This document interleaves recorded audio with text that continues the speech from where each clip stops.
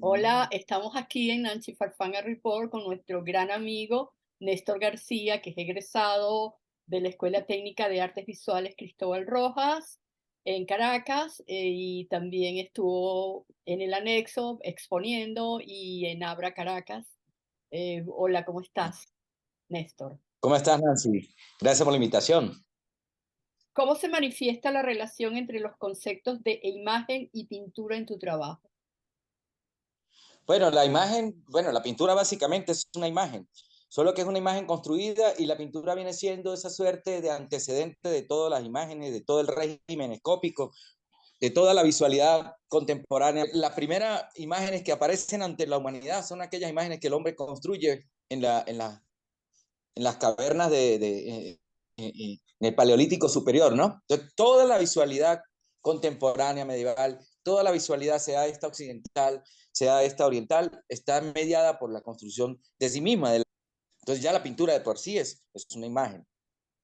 Aunque la pintura viene siendo, como decía Félix en un texto una vez que me hizo, producto de ese pacto cómplice entre esa entidad medusal, que también lo decía Luis Enrique, que es la imagen como fantasmagórica, y ese cuerpo donde se posa, ¿no? Que sería el soporte. Lo que ha variado es donde ella se posa, ¿no? Y los regímenes desde en los cuales ella transita, ¿no? Hoy en día hacia una virtualidad, una hiperexposición, ¿no? Eso lo pudimos observar mucho en el anexo cuando expusiste allí en tu Ah, exacto. Básicamente en la reflexión sobre la imagen. Uso la pintura a veces tercamente porque el mundo va hacia otra situación, ¿no? Que es la virtualidad, no la desmaterialización, porque de alguna manera los agentes que hacen posible la imagen, sea un bastidor o un monitor de computadora, tiene una entidad material, pero sí hacia la virtualidad, ¿no? Hacia el simulacro total.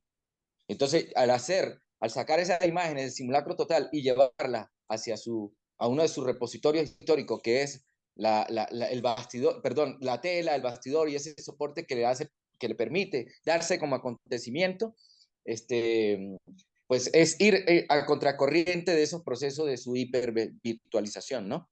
Tú siempre en tus trabajos haces referencia a la fotografía y el cine. ¿Cómo te Ujú. planteas el tránsito de la imagen mecánica al universo de la experiencia analógica? Precisamente porque una de las reflexiones que yo planteo es la materialidad que hace que la imagen se dé como acontecimiento, que aparezca. Y por eso hablamos de ese pacto cómplice entre imagen como entidad fantasmagórica, medusal, y su soporte. Y su soporte puede ser el bastidor, su soporte puede ser la tela, perdón, puede ser las paredes, las cavernas del Paleolítico Superior, puede ser un monitor, puede ser una placa fotosensible donde se registra la realidad, no se reproduce, no, digamos que no se construye la imagen como en la pintura, porque lo que hace la fotografía es registrar la realidad, es una imagen registrada, no construida. Entonces lo que a mí me interesa de alguna manera al traspasar de un medio a otro es precisamente esas posibilidades materiales que hacen que la imagen se dé, que la imagen aparezca. Porque la imagen entabla una necesidad demiúrgica del ser humano y una noción de dominio. Es decir, cuando nosotros reflexionamos sobre cierta teoría antropológica que plantea que el hombre pintó a los animales, sobre todo los animales, aunque aparecen otros elementos en la pintura del Paleolítico Superior, pero pintó básicamente animales, lo hacía para cazarlo en la realidad, para dominarlo. Entonces, en ese sentido, la imagen nace con una condición de dominio o atravesada por una condición de dominio, ¿sí? En ese sentido, por eso es que yo pinto y utilizo la pintura además, porque la pintura es la cita textual de la imagen, porque es el antecedente más antiguo que tenemos de la imagen, y por eso tantos intentos de clausura, sobre todo de la pintura figurativa, tantos intentos de, digamos, como funerarios, de ejercicio funerario, y no mueren, pues una necesidad intrínseca. Entonces, básicamente, me interesa esas materialidades que permiten que la imagen aparezca. Uno de los antecedentes de mi trabajo es Fontana. Fontana, cuando rasga una tela, cuando la rompe más allá de establecer o abrir el espacio de la representación con la realidad, lo que hace de alguna manera es patentizar la presencia de ese soporte. Al rasgar Fontana, esa tela lo que está diciendo, mira, esto es lo que hace, primero activa la presencia de ese objeto, digamos, de ese objeto, de esa superficie que siempre queda en segundo grado, pero además para plantear que ella es la que permite el discurso de lo plástico a lo largo de los tiempos y que ha permitido y ha posibilitado la aparición de la imagen. Son problemas que a mí me interesan. Quería que nos comentaras sobre tus últimos trabajos, por favor. Sí, fíjese, esto es parte de una serie que se llama Apuntes sobre una relación histórica, ¿sí? Hay una digamos, de las características o de las metodologías que yo utilizo o que caracteriza mi trabajo tiene que ver con las tipologías, ¿sí?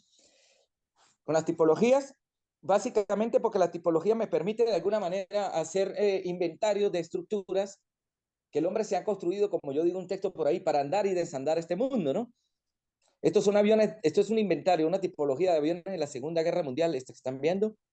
La primera la hice con tranvías de principio del siglo XX españoles. En este caso, son estructuras que el hombre físicamente no puede dominar, aunque lo haya construido, esa fuerza que tiene el Superman para agarrar un objeto y dominarlo con la mano, no lo podemos hacer, pero lo podemos hacer a partir de la imagen. Esto se relaciona mucho con la condición mitomágica de la imagen, ¿sí? Que tiene, esto es una donde yo empecé a trabajar con inventarios de automóviles que han sido convertidos en obras por artistas. Entonces estaba la famosa DS de Gabriel Orozco, por ejemplo, que expuso en el Pompidou y yo arrugaba y pintaba arrugado, en este caso sobre paño inglés. O el carro de Jimmy Durham cuando él suelta una piedra, o el de Sara Luca que expuso en Curimazuto que está forrado de cigarrillos. En este caso Joseph Boyd, cuando pone una combi, una Volkswagen combi, arrastrando unos trineos, pero además es una pieza grande, pero yo de alguna manera la fuerzo para que entre en un bastidor mucho más pequeño para resaltar su materialidad, esa materialidad que hace posible ese discurso, esa aparición de esa imagen, ¿no? Y a su vez, pues estoy dominando la imagen como un vudú, una estructura que no puedo dominar a partir de mi fuerza física, a partir de la imagen, si lo hago. ¿Cómo ha impactado el proceso de migración en la dinámica de tu trabajo artístico actual? No, pues ha amplificado, ¿no? Las posibilidades. Por lo general, cuando uno está, por ejemplo, yo que me formé en Caracas, y que bueno, gran parte de mi carrera la he hecho en Caracas, eh, básicamente uno tiene una vinculación muy directa con el territorio. Pero cuando tú migras, más allá de, bueno, de todo el trauma que significa migrar, ustedes lo han vivido también, el acto de desconexión, de duelo que hay que vivir, de alguna manera te abre ciertas posibilidades. Además, porque ahorita Bogotá está viendo un proceso muy interesante que se ha abierto mucho al mundo por la Feria Internacional de Arte de Bogotá. Eso ha dado posibilidades de tener contacto con otros artistas, con galerías que traen prácticas artísticas o prácticas de creación que son totalmente distintas a las que hacemos aquí en América Latina. Vienen gente de Brasil o las que hacemos aquí en Colombia o en Venezuela.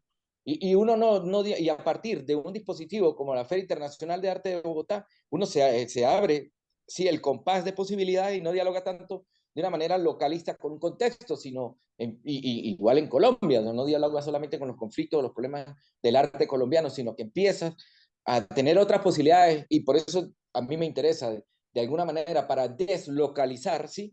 Porque si a mí siempre me ha interesado el arte como una política del extrañamiento, ¿sí?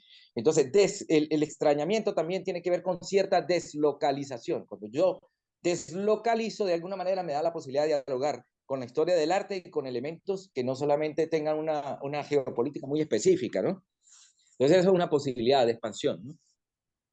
Bueno, gracias Néstor por esta entrevista que nos has concedido. Vale.